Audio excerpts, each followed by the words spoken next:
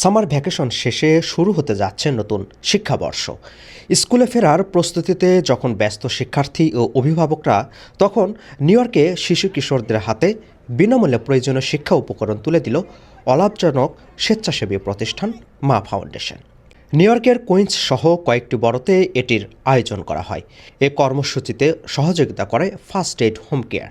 অনুষ্ঠানে মা ফাউন্ডেশনের ফাউন্ডার ও প্রেসিডেন্ট ডক্টর জিসি প্যাট এবং ভাইস প্রেসিডেন্ট শাহজাদি পারভিন সারা প্রায় 5 শতাধিক শিক্ষার্থীদের মধ্যে স্কুল সামগ্রী তুলে দেন। এসবের মধ্যে ছিল স্কুল ব্যাগ, খাতা, কলম, পেন্সিল সহ প্রায় 10 ধরনের প্রয়োজনীয় সামগ্রী। My name is Dr. GC, President of Ma Foundation. We are doing these charity events for the kids to support for the good cause so they can study well. And this thing we are doing so many years, so many people participated in different occasion.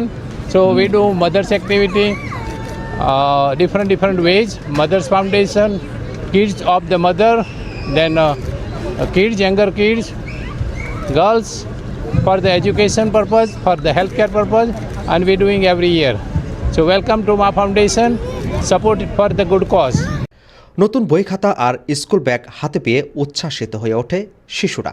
এই ধরনের কাজকে এগিয়ে নিতে সবাইকে মা ফাউন্ডেশনের পাশে এসে দাঁড়ানোর আহ্বান জানান ফাউন্ডেশনের vice president Shahzadi Parveen Sara. We have a notebook, we do have a scale, whatever is the necessary things, and we are actually collecting the donation also. Whoever are interested that they wanted to do some giveaway things for the children, for the kids. Every month we do something activity for that our non-profit Ma Foundation, our Ma Foundation organization. We do some kind of a giveaway things.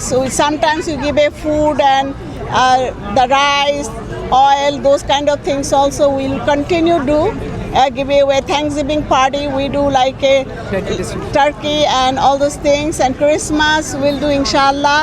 If God give us, that himmat, definitely we'll do, and that's for the kids for now.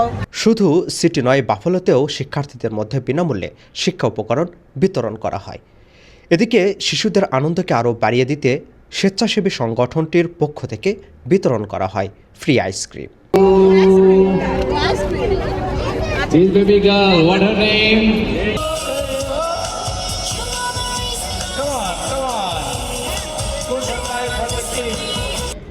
Apple Mahmud, ঠিকানা news, new York.